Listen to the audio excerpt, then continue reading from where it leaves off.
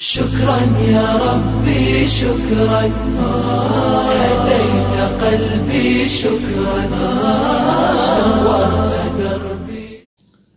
Assalamualaikum warahmatullahi wabarakatuh. Pemirsa Darul Muqri'in channel yang dimuliakan oleh Allah Subhanahu wa taala, pada episode kali ini saya akan membahas tentang basmalah. Basmalah yaitu ucapan Bismillahirrahmanirrahim atau lafaz Bismillahirrahmanirrahim.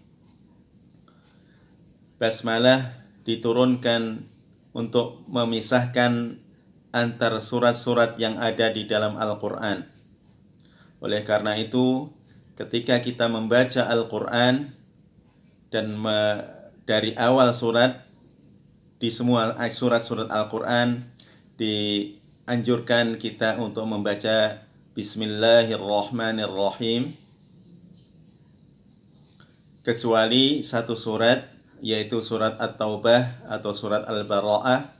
Kita cukup membaca Al-Isti'adzah atau ta'awud saja tanpa Bismillahirrahmanirrahim.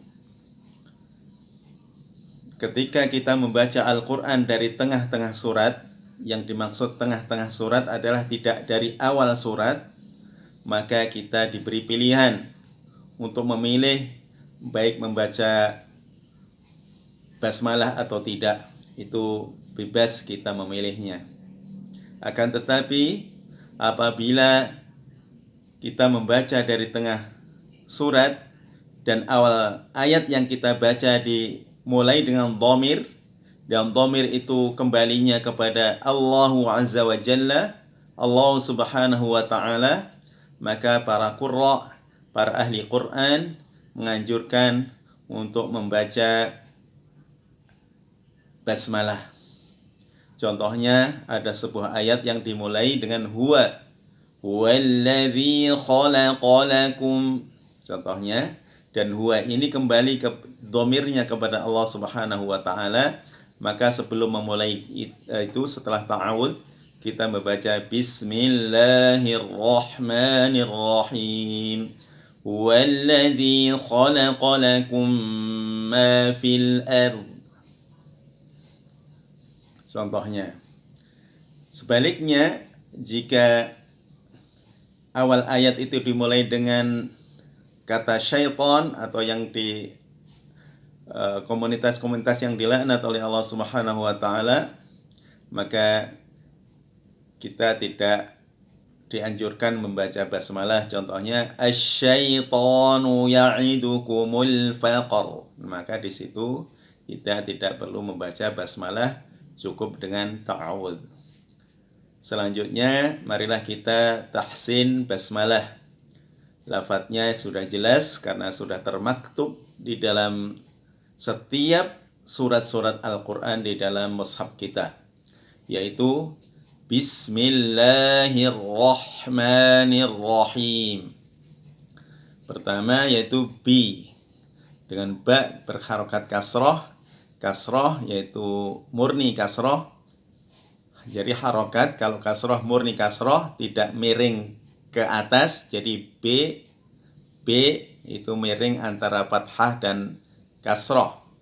Tapi bi ketemu sin mati, dan kita tahu sin mempunyai sifat ar-rakhawah. Ar-rakhawah artinya sin itu berdurasi.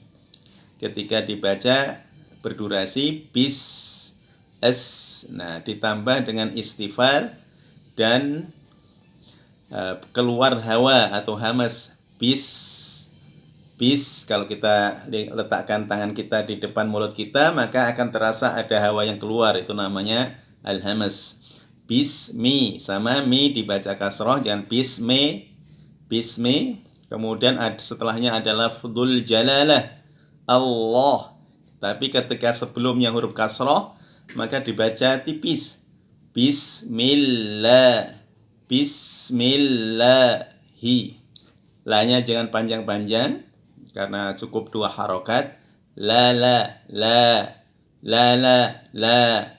Bismillahi, ketemu ro yang bertasydid.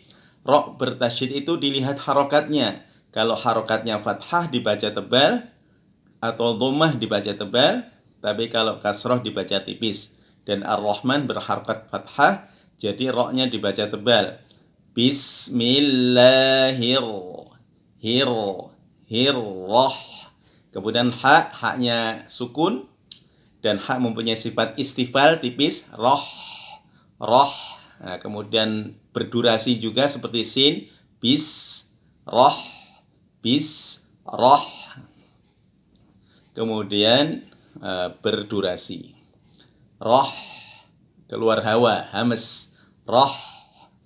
Kemudian setelah itu huruf mim berharokat 2 harokat, panjangnya sisamain dengan Allah tadi. La, bismillahirrahmanirrahim, panjangnya sama karena statusnya sama. Kemudian ni, ketemu ni kasroh, murni. Jadi pengucapan kasroh tidak harus tersenyum, karena memang kita tidak menemukan di ungkapan ulama tajwid yang mengatakan al-kasratu bitabassum, itu enggak ada. Jadi cukup dengan wadhun khifadhin, dan huruf-huruf yang punya harokat kasroh, bin khifadhin lil fami, dengan cara menurunkan rahang bagian bawah. I agak turun dikit, tengahnya agak angkat. Bismillahirrahmanirrahim. Ro-nya tebal juga karena bertasydid, berharokat fathah. Bismillahirrahmanirrahim. Diakhiri dengan huruf mim sempurna, tawasud, ada durasi sedikit. Baik, saya ulang dari awal. Bismillahirrahmanirrahim. Bismillahirrahmanirrahim.